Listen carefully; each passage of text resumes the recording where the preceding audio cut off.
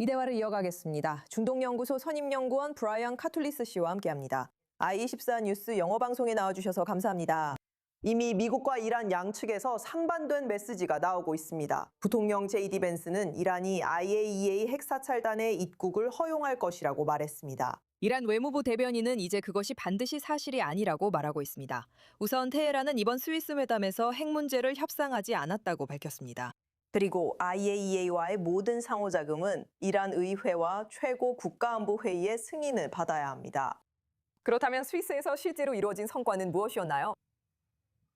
잘 모르겠습니다. 논의의 윤곽이 아직 명확하지 않습니다. 오랜 시간 논의가 이루어졌습니다.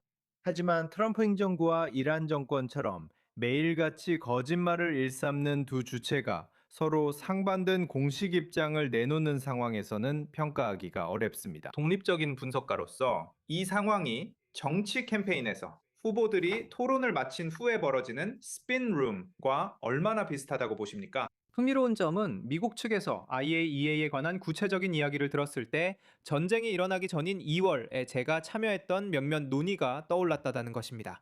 그때 미국 이란 회담에 참여했던 사람들로부터 IAEA가 실제로 협상 테이블에 있었고 이란에 다시 들어갈 준비가 되어 있었으며 그것이 논의되고 있었다는 이야기를 들었습니다. 제가 그 이야기를 언급하는 이유는 분석가로서 이 논의에서 어떤 성과가 나오는지 주목하기 때문입니다. 제네바에서 열리는 회담과 앞으로 60일 동안 계속될 회담들을 보면서 저는 그것이 전쟁 전인 2월 27일에 가능했던 것보다 더 나은지 평가해 볼 생각입니다.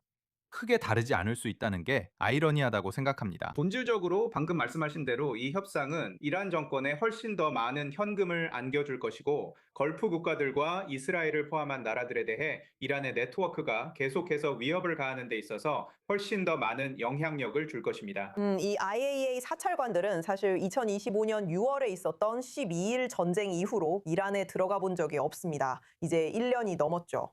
하지만 그들이 다시 들어가도 브라이언, 실제로 이란 핵 프로그램을 감시하는지 누가 확신할 수 있죠? 이 전쟁 이전에도 이란인들은 IAEA 사찰관들에게 자신들이 보여주고 싶은 시설만 보여줬어요. 숨겨진 핵시설들은 IAEA에게 숨겼죠. 그들이 다시 그 나라에 들어가도 달라질 게 있나요? 정말 중요한 질문이에요. 그리고 그 답은 사실 미국, 이스라엘, 그리고 다른 나라들이 이란에 대해 얼마나 좋은 정보를 가지고 있느냐에 달려 있습니다. 그리고 이번 전쟁에서 제가 걱정하는 점은 첫째로 12일 전쟁인데 트럼프 대통령이 핵 프로그램이 완전히 파괴됐다고 말한 걸 들었죠. 기억하실지 모르겠지만 작년 6월 말쯤이었습니다. 6개월 후 우리는 그것이 완전히 파괴되지 않았다는 소식을 들었습니다. 그리고 우리가 이스라엘과 함께 이란과 전쟁을 해야 했던 이유 중 하나는 이란의 핵 프로그램이 핵무기 생산에 가까워지고 있었기 때문입니다. 여기서 문제는 제가 언급했듯이 항상 거짓말을 하는 도널드 트럼프 대통령이 이끄는 미국 행정부가 있고 수십 년 동안 거짓말을 해온 이란 정권이 있다는 점입니다. 오늘날 중동이 직면한 가장 중요한 질문 중 하나인 이란이 핵무기에 더 가까워졌는지 아닌지에 대해 무엇이 사실인지 판단하기는 매우 어렵습니다. 그리고 숨겨진 시설의 가능성도 있습니다. 다시 말하지만 국제원자력기구 IAEA 사찰 체계는 미국이나 이스라엘처럼 정보를 수집할 능력이 있는 여러 나라의 우수한 정보 지원이 뒷받침되지 않는 한 한계가 있습니다. 1차 회담에 대해 어떻게 생각하시나요? 이번이 61일 후 MOU가 더 영구적으로 발전할 신호라고 보시나요?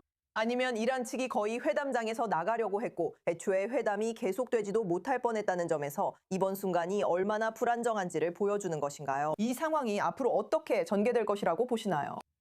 우선 이것은 이란이 가진 비대칭 전력의 위력을 보여줍니다. 미국과 이스라엘이 많은 무기와 자원을 낭비한 것처럼 보입니다. 그리고 이란의 군사 지도부에 피해를 입혔고 2월에는 최고 지도자를 제거했습니다. 하지만 아이러니하게도 트럼프가 이 협상을 진행하는 방식은 결국 항복 협상이 되어가고 있습니다. 그건 2015년 이런 핵 합의보다도 더 나쁜데 지금 와서 보면 그 합의가 꽤 좋아 보입니다. 왜냐하면 그때는 꽤 엄격한 사찰 체계가 있었고 여전히 그들에게 압박이 가해지고 있었기 때문입니다. 그리고 그렇게 막대한 현금이 지급되는 일도 없었습니다. 약간 있었지만 지금 제한만큼은 아니었습니다. 그것에 더해 레바논의 헤즈볼라가 계속해서 이스라엘에 있는 우리의 파트너들을 위협하고 있다는 사실도 있습니다. 트럼프 대통령이 국내적으로 너무 약하고 미국 국민들이 그를 반대하고 있기 때문에 JD 벤스가 하고 있는 일을 보면 그는 꽤 나쁜 합의를 받아들이려 한다는 점이 걱정됩니다. 국무장관 마르코 루비오가 걸프 국가들과 이 지역에서 더 나은 성과를 낼지 지켜봅시다. 하지만 그들 역시 만족하지 않습니다. 그들은 무엇에 불만이 있나요? 첫 회담 후 가장 우려하는 점은 무엇인가요? 앞서 보도에서 다뤘듯이 그들은 무엇보다 자신들이 공격당했다는 사실에 만족하지 않고 있습니다. 특히 아랍에미리트와 다른 국가들이 그렇습니다. 그리고 우리는 그들에게 충분한 지원과 방어를 제공하지 않았습니다. 물론 상황은 나아졌습니다. 이스라엘과 미국이 실제로 상황을 개선하는 데 도움을 주었습니다. 항공 시스템이 없었다면 더 참혹한 결과가 나왔을 수 있습니다. 그들은 또한 이런 논의 내용을 사실상 파키스탄과 카타르만 알고 있다는 점에도 만족하지 않습니다. 카타르는 GCC 국가들 중 하나일 뿐입니다.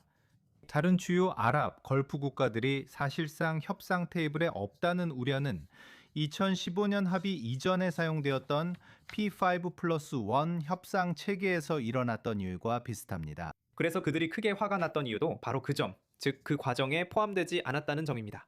여기서는 별다른 논의가 이루어지지 않고 있습니다. 그래서 저는 루비오 장관이 그들과 대화할 예정이라는 것이 좋은 신호이길 바랍니다. 저는 루비오 장관이 그들에게 최종 합의에서 무엇을 원하는지 물어보길 바랍니다. 그들은 그 지역에 살아야 하니까요. 호르무즈 해협이 폐쇄되면서 경제적으로 가장 큰 피해를 입은 이들이 바로 그들입니다.